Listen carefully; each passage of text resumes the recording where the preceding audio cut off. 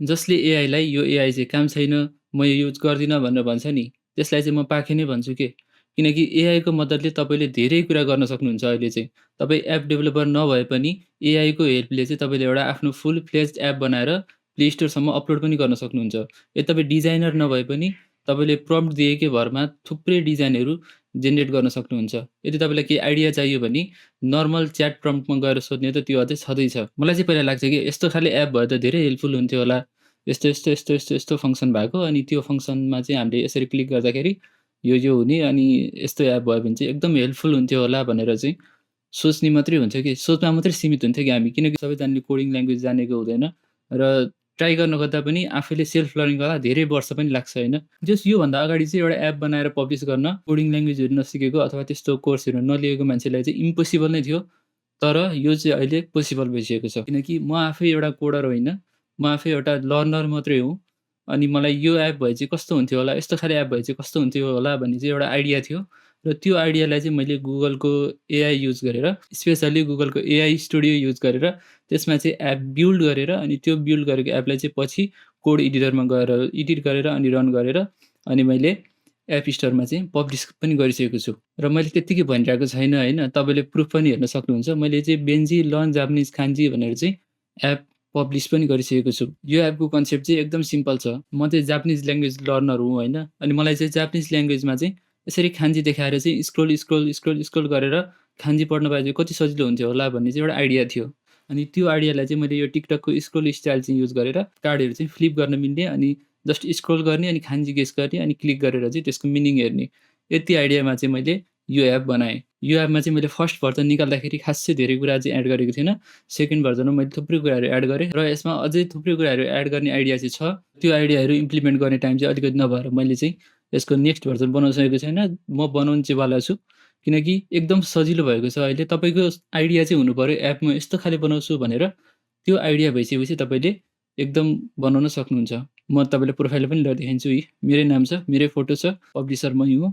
अनि तपाईँले यो बेन्जी लर्न कान्जी भनेर चाहिँ डाउनलोड गरेर हेर्न पनि सक्नुहुन्छ कस्तो एप बनेको रहेछ भनेर। र आजको भिडियो चाहिँ यो मैले सबै देखाउने मात्रै होइन, एप बनाएरै तपाईँलाई देखाउने छु अनि यसमा रन गरेरै देखाउने छु। किनकि लाइभ रन गर्न मिल्छ, लाइभ प्रिभ्यू गर्न मिल्छ यहाँ चाहिँ। म चाहिँ यो एआई स्टुडियोमा छु, गुगलको एआई स्टुडियो। तपाईँहरू सबैजनाले फ्रीमा ट्राई गर्न सक्नुहुन्छ यो चाहिँ। यो कति समयको लागि फ्री हुन्छ मलाई थाहा छैन, सधैँको लागि फ्री पक्कै पनि हुँदैन यो। तपाईँहरू जतिजना पनि युज गर्न चाहनुहुन्छ, युज गर्नुहोला।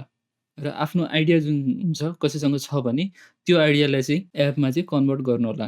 म बिल्डमा जान्छु अनि बिल्डमा गएपछि स्टार्ट ग्यालरी एन्ड योर एप्सहरू छ। अब मैले पहिला बनाएको क्विजको एपहरू यो मैले तल देखाएको चाहिँ सबै छ होइन, किनकि मैले पहिल्यै बनाइसकेको छु।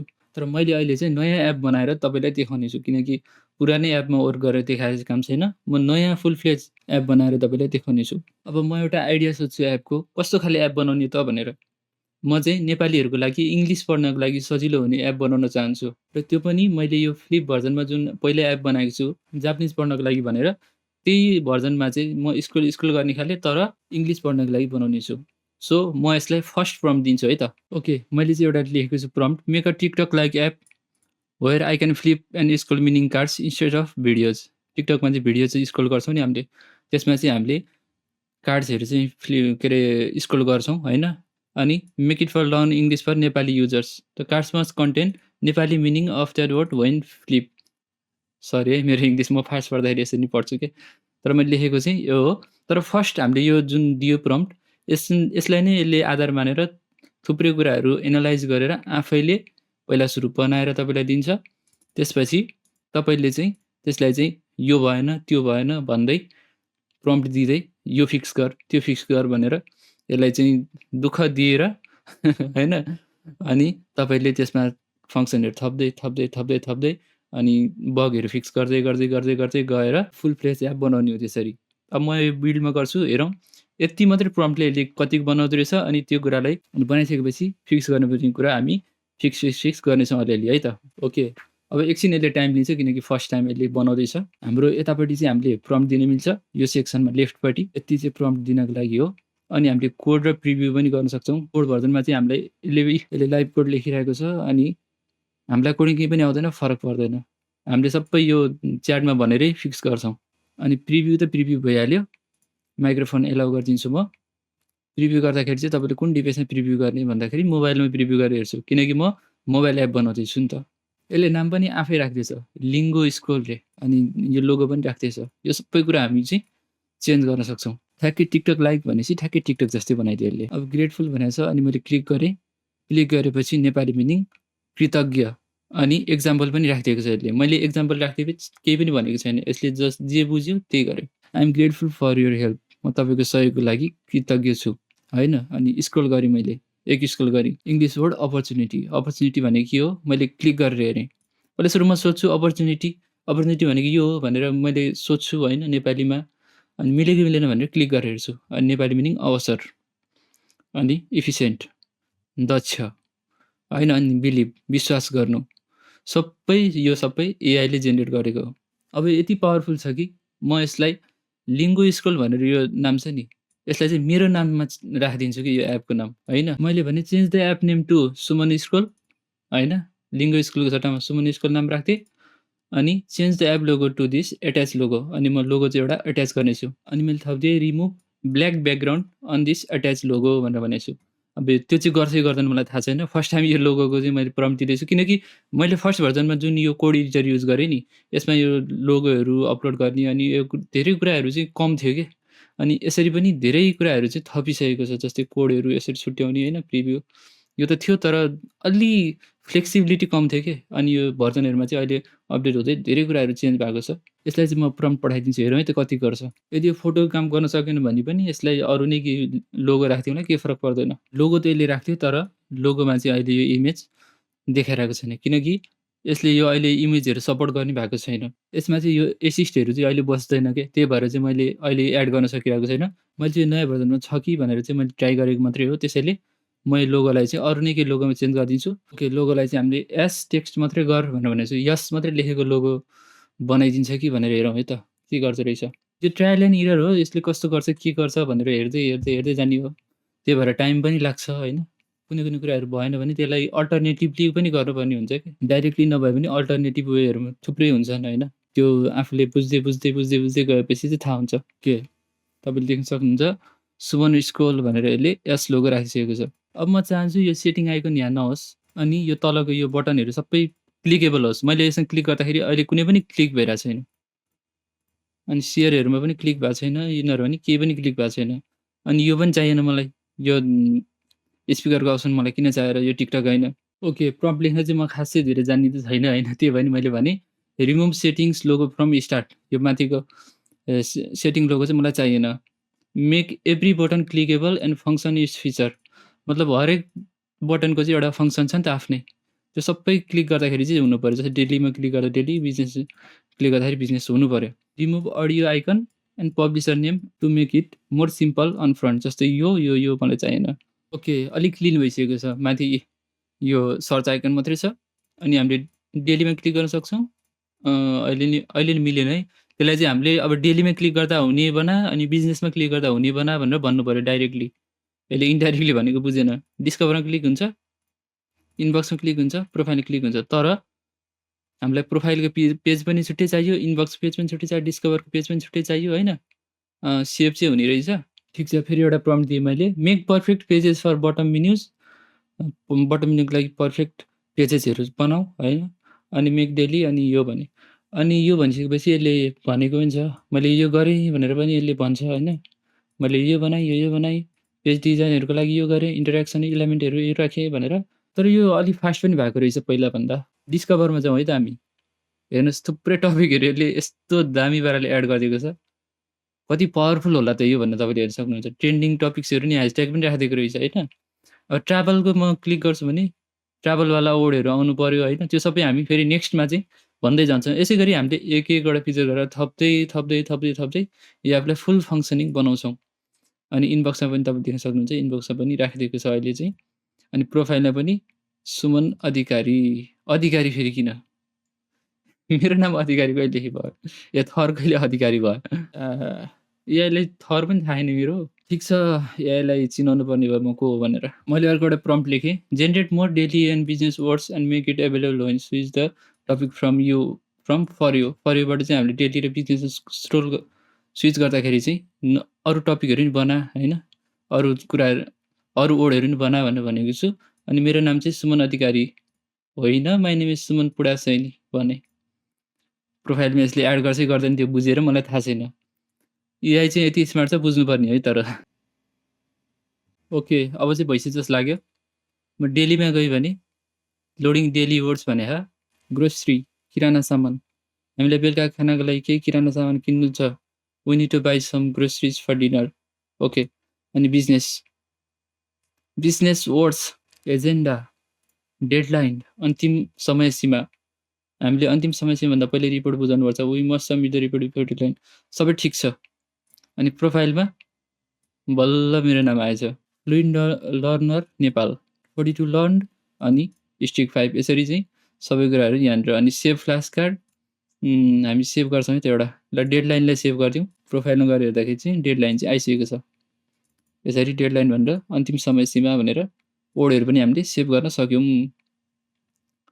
नेगोसिएट भनेको सम्झौता गर्नु, मोलतोल गर्नु। यसलाई पनि हामीले सेभ गरेका थियौँ, सेभमा आइसकेको छ। ओके, डिस्कभरमा गएपछि ट्राभल पनि काम गरिरहेछ है। ट्राभल ओवर्सहरू लोडिङ भइरहेछ। डेस्टिनेसन डिपार्चर ओके, ट्राभल पनि काम गरिरहेछ। मलाई डिजाइनमा हल्का चेन्ज गर्नु पऱ्यो। फिका खाले डिजाइन छ होइन। मैले भने make scroll card more designed and फ्युचरिस्टिकको स्पेलिङ चाहिँ मलाई आएन गाइज। फ्युचरिस्टिक भनेको त्यो साइबर पङ्कवाला फिलिङ दिएर चाहिँ त्यो गेम छ नि साइबर पङ्कवाला त्यस्तो खाले बनाइदिएछ कि स्क्रल गर्दाखेरि त यस्तो कडा खाले। अनि यो पनि मलाई सही लाग्यो, तलको त्यो छुट्टै बनाइदिएर रहेछ होइन। अब मलाई अर्को एउटा आइडिया आयो, मलाई एपमा केही कुरो थप्नु पऱ्यो। जस्तै मलाई एउटा क्विज फङ्सन थप्नु पऱ्यो। म एउटा क्विज खेल्न चाहन्छु, नेपाली र इङ्ग्लिस मिक्स गरेर क्विज बनाउन चाहन्छु भने अब यसलाई चाहिँ भन्छु क्विजहरू पनि एड गरिदिए भनेर चाहिँ भन्छु। मैले यसलाई धेरै कुरो केही भन्न, make quiz feature to learn all words and make it available on main मेन्युमै मलाई चाहियो। ओके, फर यूहरू चाहिँ हाइड भएको रहेछ, त्यही भएर मैले प्रम्प्ट दिँदैछु फर यू यिनीहरू चाहिँ हाइड नहोस्। यसरी स्कुल गर्दाखेरि चाहिँ हल्का देखाइरहेको छ होइन त्यो बिचमा चाहिँ, तर फर यू चाहिँ यो डिजाइन गर्दाखेरि हाइड भएको रहेछ कि। ओके, यसले एप अपडेट गरिदिइसक्यो अरे, भिजिबिलिटी अपडेट गर्यो, सिम्प्लिफाइड क्विजेस राखिदियो, कार्डलाई रिडिजाइन गरिदियो अनि अरू कुराहरू। ओके, यो त धेरै नै फ्युचरिस्टिक बनाइदियो त यसले त होइन। ओहो, तर यसमा धेरै कुराहरू फिक्स गर्नुपर्ने हुन्छ होइन। यसले धेरै नै फ्युचरिस्टिक बनाउनु खोजेको रहेछ। तर फ्युचरिस्टिक मलाई डिजाइन चाहिँ ठिक लाग्यो, तर यसलाई चाहिँ कार्डहरूलाई चाहिँ अलिकति सानो बनाएर अरू कुराहरू चाहिँ हामीले गऱ्यो भने चाहिँ सही हुन्छ जस्तो लाग्यो यो एप चाहिँ। तर फ्युचरिस्टिक त खतरा फ्युचरिस्टिक भएछ। अनि ब्याटल क्विज भनेर राख्दैछ कि, म यसमा क्लिक गर्छु है त। ओके, काम गऱ्यो है। हेलो भनेर सोधेको छ अनि तल चाहिँ दुईवटा अप्सन दिएछ हामीले, नमस्ते समय। अब नमस्ते हेलो भनेको नमस्ते त हामीलाई त छँदैछ, त्यही भने समयमा क्लिक गरिहेरौँ है त। रङ भयो, नमस्ते हो। प्लिज भनेको छ कृपया, मिल्यो। थ्याङ्क यू भनेको छ, थ्याङ्क यू भनेको साथी खाना रे। अब यो दुइटै गलत छ किनकि अरू अप्सनहरू तल लुकेको जस्तो लागेको छ मलाई। तल त्यो यो डिजाइनले अलिकति काम गरेको छैन जस्तो लाग्यो, त्यही भएर यो दुइटै गलत हो। त्यही भएर यसलाई हामीले फेरि प्रम्प्ट दिएर हामीलाई दुईवटा मात्रै अप्सन राख, अनि यदि गलत छ भने यो गलत भइरहेछ भनेर चाहिँ भन्नुपर्ने हुन्छ। अनि डाटाहरू हामीले छुट्टै दिएर यो डाटाहरू राख्दै त्यसमा भनेर पनि भन्न सक्छौँ। हामीले छुट्टै एउटा एक्सेल सिटमा त्यो डाटा बनाएर क्विजमा चाहिँ यो डाटा मात्रै राख भनेर हामीले दियो भने सबभन्दा पर्फेक्ट चाहिँ त्यो हुन्छ। मिस्टेक हुने चान्सेस धेरै कम हुन्छ त्यसमा चाहिँ, किनकि हामीसँग फुल कन्ट्रोल हुन्छ नि त।